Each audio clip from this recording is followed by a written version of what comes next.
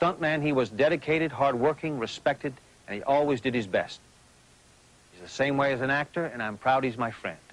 Ladies and gentlemen, Richard Farnsworth.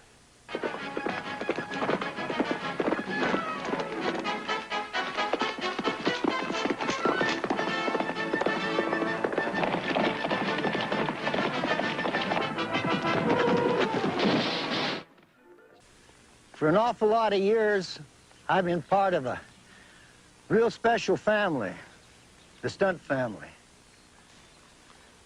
I've worked with some real wonderful, talented, and dedicated people. A lot of the work was kind of dangerous and difficult, but it takes a special kind of person, stunts and the gags that made the movies and the television shows what they are today. We want to give you a special treat. We put together a brand new stunt that's just for this show. It's kind of a complicated one, but it'll show you how important the timing and the teamwork is in safely getting a stunt done. Well, I'm proud of the man that's going to be involved in this stunt for a particular reason. He's not only a member of the stunt family, he's a member of my own family. I think you ought to know a little bit about the stunt. It's got timing, teamwork, and skill. And it starts off where I play a trucker, and my truck has been hijacked, my wife has been kidnapped, and I'm in a helicopter with a buddy of mine, and we finally spot the bad guy. Okay, let's try to get down there a little closer. Don't worry. Try to get around to the front. Down to the front, you got it. Yeah, she's in there all right. There they are. He's all yours, buddy.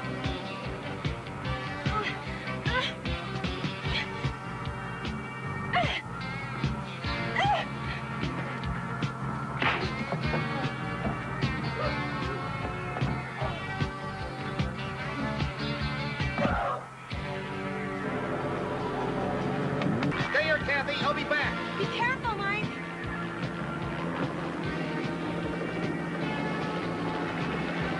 Let's go get him, Chuck. Okay, buddy, hang on real tight. Okay. He doesn't even know we're on his tail. Oh, yeah? Okay, maybe we just should give him a little surprise. Can't fly this thing either. Oh?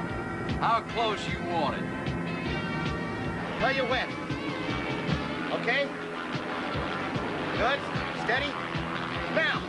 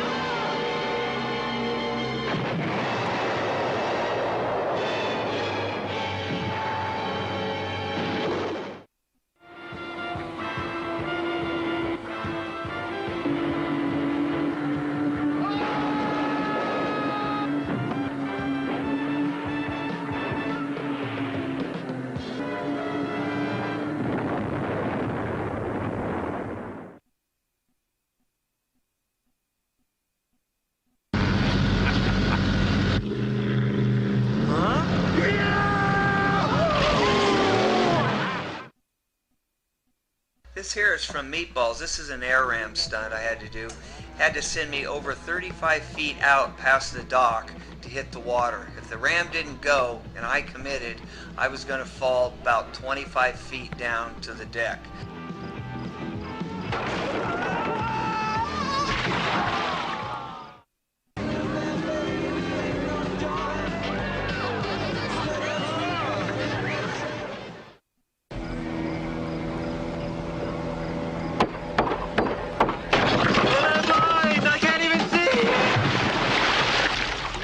The dog, look. This next stuff is from First Blood. In the next series of scenes, it's me doubling Sylvester Stallone. It was done up in Vancouver, Canada, and it was probably one of the coldest shoots I've ever been on.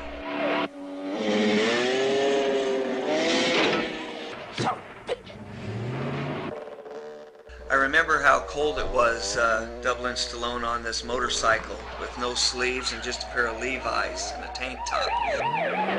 It was so cold that I'd literally have to pry my hands off the bars. Lester, this is Will. I'm right on his tail. He's just east of Smith's Farm, headed towards Chapman Creek.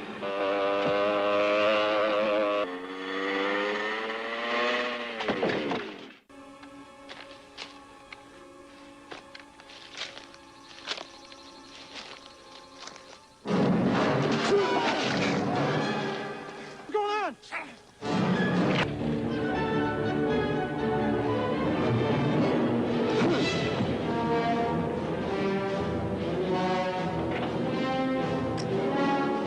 Jumping this deuce and a half, what made it really tricky was I only had 6 feet on either side of me, and then it was a straight drop off, about 8-9 feet.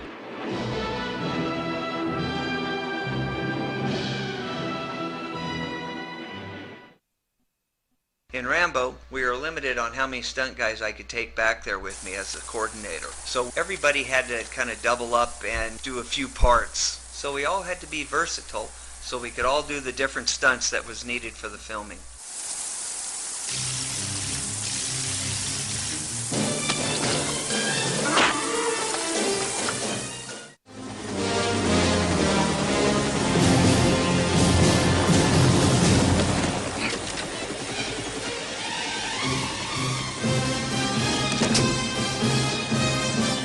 In this particular sequence, there was over 7,000 gallons of gas used on the top side of this mountain that they brought up on donkeys.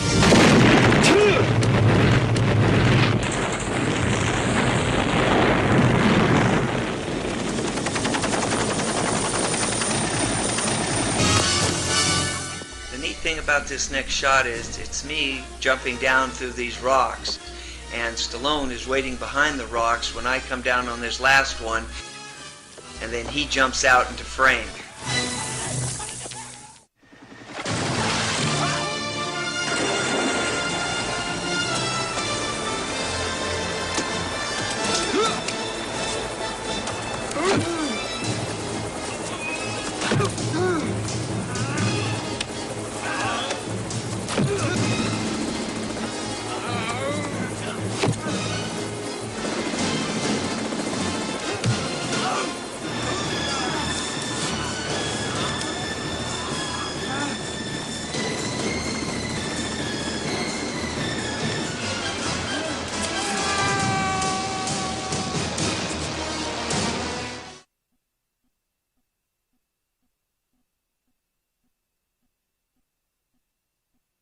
Diamond, I will give you just a simple action cue. Cameras ready, and action!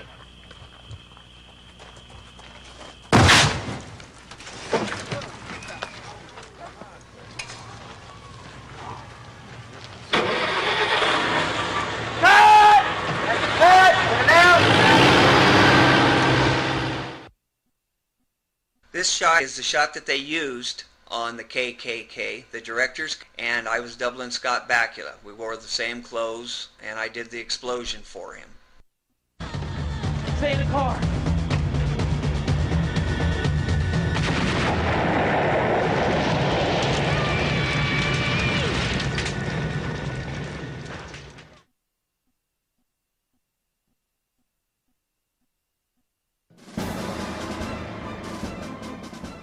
Don has always put me in some neat situations. He's the best stunt director I've ever seen. He gave it his all. Every time. Every day. Doubling David James Elliott, and I'll tell you one thing we did, which was pretty impressive. They have some big high rocks out at Vasquez Rocks, and I ran across one and jumped out there to the skids of a helicopter, of a Huey. No harness, nothing underneath me. Rick Schuster was flying it for me. And then over to this clear area, while I was holding on around my arms, I had my arms around the skids. I just ran out and jumped and grabbed a hold. And then Rick took me over this area where he hovered just off the ground. Then Larry came in underneath it while he was hovering it and hooked me up to a cable so we could go up in the air and fly really high. That was probably a pretty dangerous stunt, yeah.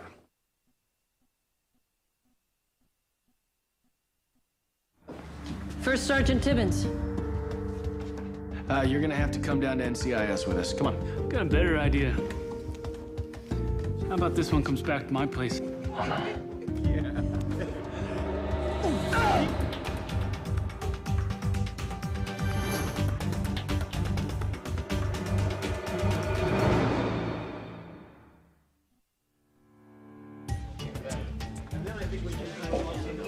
What we're going to do is we have a barroom fight with Michael and Cody. And what happens is they come in the bar looking for a Marine. He makes a move on her. She grabs him, throws him into the wall, and then the fight begins with our two redneck guys. Tony's going to take a chair, smash one of them in the side with it, then hit him. He'll go down. The other one's going to grab a pool cue, swing it at Michael. Michael ducks. The pool cue hits the table and breaks. Michael's going to grab a tray, use it as a shield, blocks the broken pool cue. He loses it. Michael's going to hit him back, and the big guy that he took out with the chair is going to grab him from behind. The other kid's going to come up to hit him. Michael's going to rock back and kick him over this table. They throw Michael onto the pool table. Cody goes up to the big guy from behind, kicks him between the legs. The other kid comes back. He takes a swing at her. She grabs him, flips him onto the ground. And that'd be about the end of the fight. Now, Diamond Farnsworth will never let you get hurt, but I'm not worried about Dime. I'm worried about my own inconsistencies. It takes a great deal of timing. There's a little bit of luck involved. You know, you've got some unknown unknowns, as Donald Rumsfeld might say. We came in this morning, and it took us about, well, an hour and a half just to work it all out with what the director wanted to see and the writer wants to see. We have to accommodate everybody. Okay, all right, so we just bam, and then bam. All the way through, right. We got a bar fight. How can we do it differently? When I read it, when I see an action sequence, a fight sequence, or a car chase, or whatever it is, a crash, explosion, those things always grab me. So how do you shoot it so it's interesting? How do you shoot it so it feels new, so it's a little different? Those are my challenges. Action! We got 4 stunt people and 1 actor, because I do have a double for Michael if I need him. Michael will do everything except for probably get thrown on the pool table just because it bangs the heck out of your legs when the guy throws you on it. So I'll probably use the double for that. But everything else Michael will do. I've done some stunts over the years, and on this show, certainly more than in any other environment. And I have to say that I am of the poultry variety of actor. I say if it looks fake because it was fake, and I go home safe, then that's okay. Cody is actually scary. She's a dancer, and she picks up on these moves really quick. And, you know, I have a double for her, but we don't get to use her very often because Cody's so good. I've always been a very physical person, and I come from really sort of hard training as far as dance goes and movement. So there was a level of training that I am used to. So when I came to the show and they said, would you rather the stunt person do all of these tricks and all that stuff, I said, my God, this is like an actor's dream for me. Then today, the fight up with the stunt people, where everything's going to go. And now we just did a kind of a slow walkthrough so the actors could see. Then we'll do it one more time once we get ready to shoot it, so everybody will know where they have to be. He's open, you know, he'll have moves to do, and he'll bring in wonderful people who will teach you certain incredibly great things that look really good on screen, and by any chance they don't work, they're open to changing things around.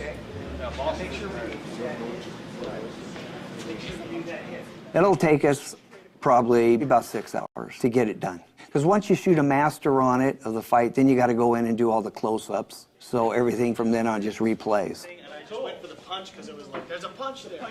Not a lot of people go to their cubicle at work and think, oh, good, I get to do a fake fight today over at by the water cooler. But on NCIS, they'll throw you into boxes or into water or shoot some guns at you. So I don't know. It's a dangerous place to live, as. Easy, easy, heel.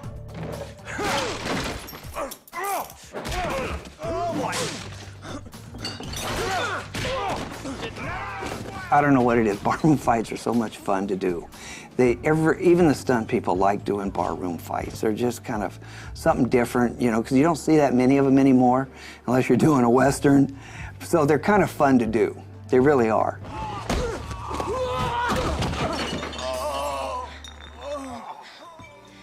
Red throats.